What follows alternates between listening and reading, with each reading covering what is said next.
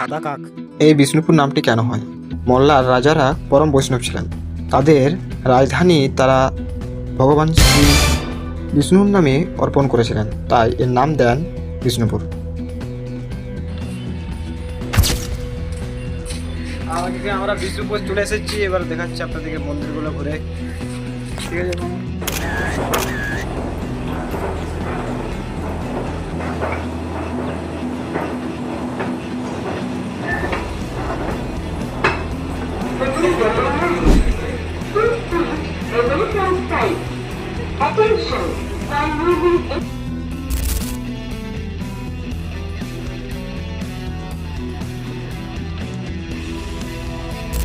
এই সেই বিখ্যাত লালবাঁধের পাড়, যা রামানন্দ কলেজের ঠিক পাশেই অবস্থিত। বহু প্রাচীন এই ঐতিহাসিক একটি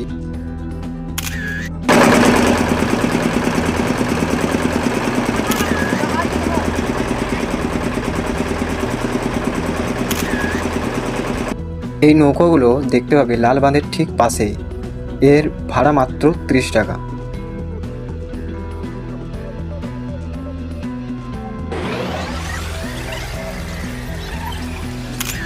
রসমঞ্চ এটি স্থাপিত হয় 1587 সালে। এটি স্থাপিত করেন বীরহাম্বর। এর আয়তকার চারদিকটা, কিন্তু উপরটা পিরামিডের মতো।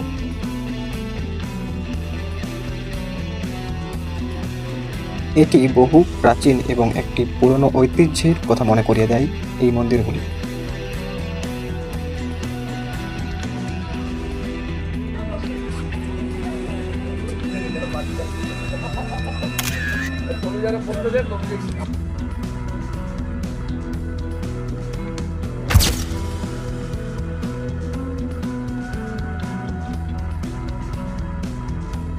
এটি 108 দেওয়ার দ্বারা গঠিত এই সুন্দর ঐতিহ্যবাহী একটি ঐতিহাসিক স্থান হিসেবে গড়ে উঠেছে।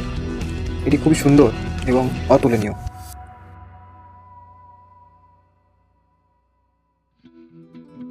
এই মন্দিরের টিকিট মূল্য 20 টাকা।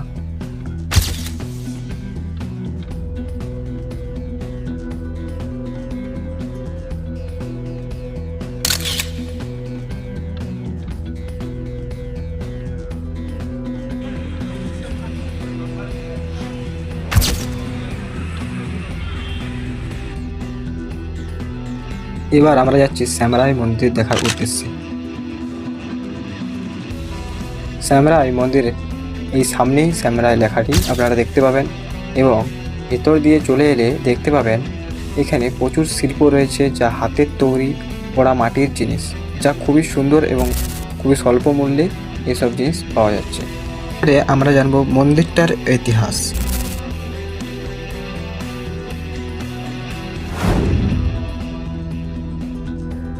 রাজা রঘুনাথ সিংহ এই মন্দির নির্মাণ করেন। এই মন্দিরটি 1643 সালে তৈরি বা নির্মাণ হয়। এই মন্দিরটি পোড়া মাটির খুব সূক্ষ্ম সূক্ষ্ম কাজের দ্বারা এই মন্দির নির্মিত।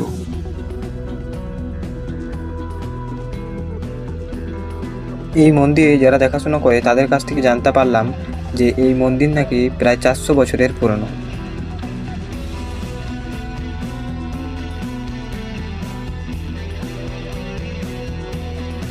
বিষ্ণুপুর মানে পোড়া মাটির জিনিসে বিখ্যাত। যেমন এখানে খুব সুন্দর সুন্দর হাতি ঘোড়া থেকে শুরু করে বিভিন্ন দেবদেবীর মূর্তি এবং ছোট ছোট নানা ধরনের প্রতিমা এবং নানা ধরনের শিল্প আপনারা দেখতে পাবেন। এবারে চলে এলাম আমরা জোর বাংলা মন্দিরে। 1655 সালে রাজা রঘুনাথ সিংহ এই মন্দির নির্মাণ করেন। এই মন্দিরে রয়েছে বিভিন্ন রহস্য। এই মন্দিরটি নির্মাণের একটি উদ্দেশ্য হলো এই দুটি মন্দির দেখতে কুঁড়েঘরের মতো। এই মন্দিরটির পরিবেশ খুবই সুন্দর এবং খুবই শান্ত পরিবেশ।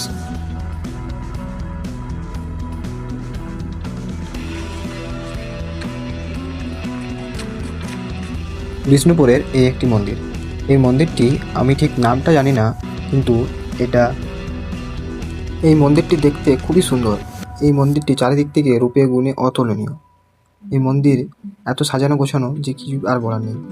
এই মন্দিরে রয়েছে একটি 1000 বছরের পুরনো তুলসী গাছ, যা এখনও এই মন্দিরে পূজিত হচ্ছে।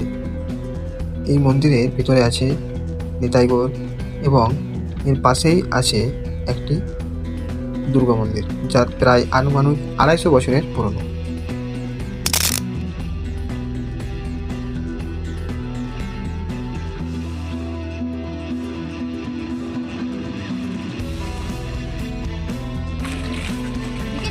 না বা ওটা পার্কের জন্য ভাই আমাদের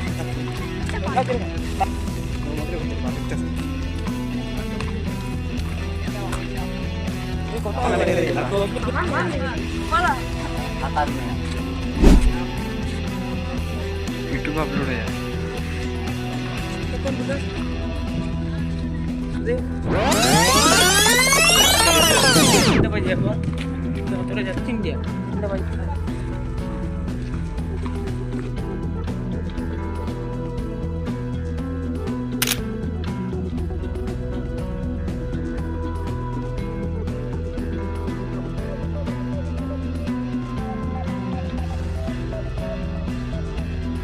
রাধে শ্যাম মন্দির 1758 সালে রাজা চৈতন্য সিংহ এই মন্দিরের নির্মাণ করেন।